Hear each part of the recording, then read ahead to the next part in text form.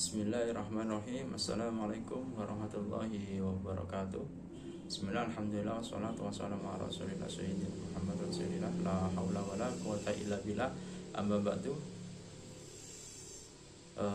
Baiklah anak-anak sekalian, hari ini kita akan melanjutkan materi kita, yaitu materi tentang sholat jamak dan qashar ya.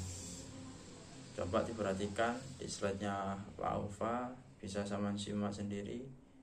Kemudian kita lanjutkan, yaitu sholat jamak dan qashar. Pengertian sholat jamak dan qashar. Nah, apa sih itu pengertian sholat jamak dan qashar?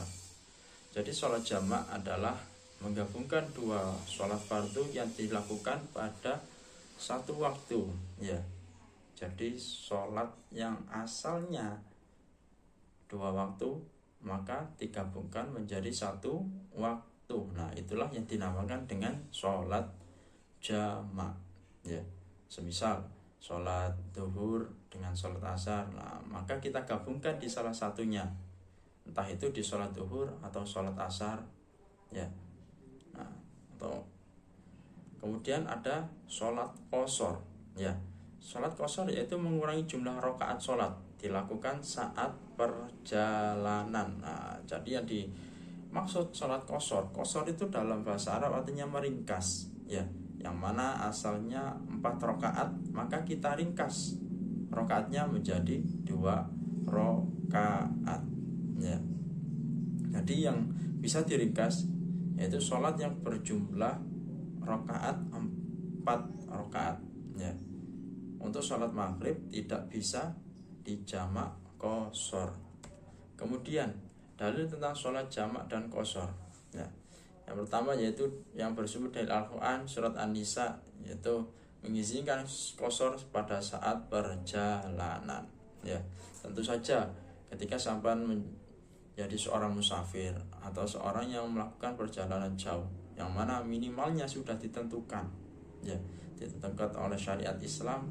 Sebagian pendapat ulama yang menjelaskan 77 km, ada sebagian lain yang menjelaskan 82, 83 ya. Itu baru bisa kalian melaksanakan sholat jamak maupun jamak qashar maupun jamak takdim maupun jamak takhir. Kemudian bersumber dari hadis. Nah, yang mana hadis ini bersumber dari hadis riwayat Bukhari dan Muslim, Rasulullah pernah menjamak sholat. Nah, kalau bersumber dari hadis riwayat Bukhari dan Muslim, nah insya Allah tentu ini hadis yang sangat-sangat sahih. Kemudian hukum sholat jamak dan qashar. Nah, bagaimana sih hukumnya? Apakah boleh atau diharamkan atau tentu yang lain ya. Jadi dasar hukumnya sholat jamak yaitu dibolehkan pada saat perjalanan, terutama jika ada sebuah kesulitan ya. Jadi sholat jamak itu ketika sampean melakukan sebuah perjalanan ya, yang mana perjalanan itu adalah sesuatu hal yang baik ya, sesuatu hal yang baik. Sholat jamak ini bisa menjadi haram atau tidak boleh, bukan haram tetapi tidak boleh ya. Walaupun sampean sudah perjalanan jauh lebih dari 100 km, sudah berhari-hari, tetapi sampean memiliki niat yang kurang baik ya.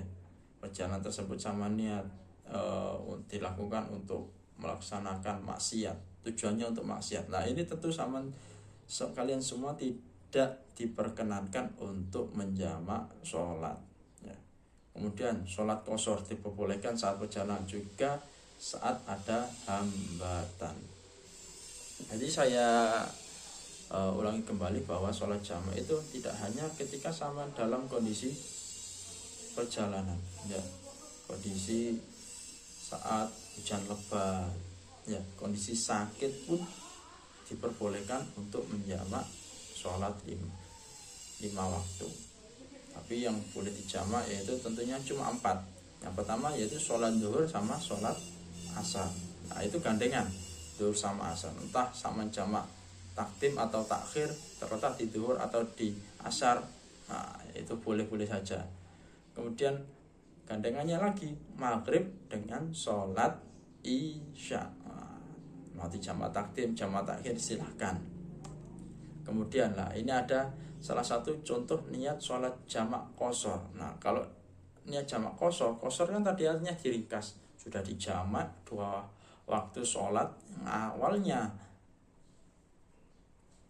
sholatnya 4 rakaat, kita qashar menjadi 2 rakaat sebagaimana yang ada di slide ini, yaitu contoh dari sholat jamak duhur, ya sholat duhur dan sholat asyar, yang mana menggunakan hal ini menggunakan sholat jamak takdim. Kalau jamak takdim ini berarti terletak di awal. Nah, jadi sholat jamak itu ada 2, ya, jamak takdim sama jamak takhir.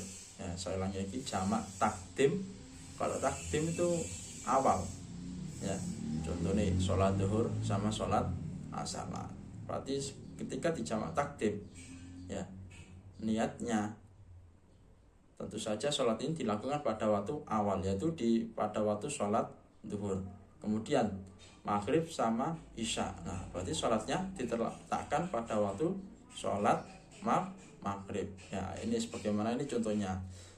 Usolli fardhu dhuhri qashran majmu'an ma'al asri jam'an takdiman ma'muman imaman lillahi ta'ala. Aku berniat mengqashar sholat duhur yang dijamak dengan sholat asar, ya, dengan jamak takdim sebagaimana imam atau ma'mum hanya semata-mata karena Allah Subhanahu wa ta'ala. Nah, inilah kurang lebih contohnya. Nah, setelah kalian melaksanakan duhur 2 rakaat, ya, setelah salam, langsung berdiri, ya, tidak boleh diselingi dengan sesuatu perbuatan yang lain, ya. Jadi ketika salam langsung berdiri, dilanjutkan dengan sholat asar. Nah, ini niatnya usolli fardul asri qashran majmu'an ma'al dhuhri jam'an takdiman ma'muman imaman lillahi ta'ala. Aku berniat mengqashar sholat asar yang dijamak dengan sholat duhur, ya, dengan jamak takdim sebagaimana imam atau ma'mum hanya semata-mata karena Allah Subhanahu wa ta'ala, ya, usolli fardhu.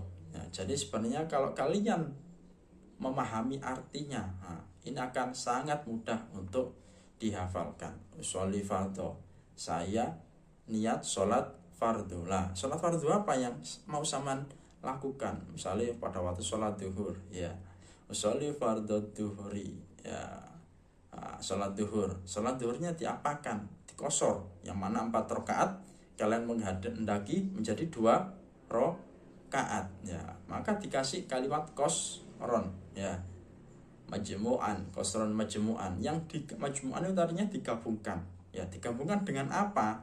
Ya, al asri, yaitu mana sholat duhur tersebut digabungkan dengan sholat asar jam'an takdiman. Diperjelas lagi, yaitu jam'an takdim, yang mana sholatnya itu terletak di awal atau diletakkan pada waktu sholat duhur. Takdiman ma'muman lillahi ta'ala. Jadi sholat jamak ini merupakan sebuah rukhsah atau keringanan dari Allah Subhanahu wa ta'ala, ya. Terserah, kalau keringanan tersebut mau diambil silahkan, mau tidak diambil juga tidak masalah. Tetapi ketika kita diberikan oleh Allah Subhanahu wa ta'ala sebuah keringanan, ya, kita dikasih, maka diambil juga lebih baik. Gak diambil juga tidak masalah, ya.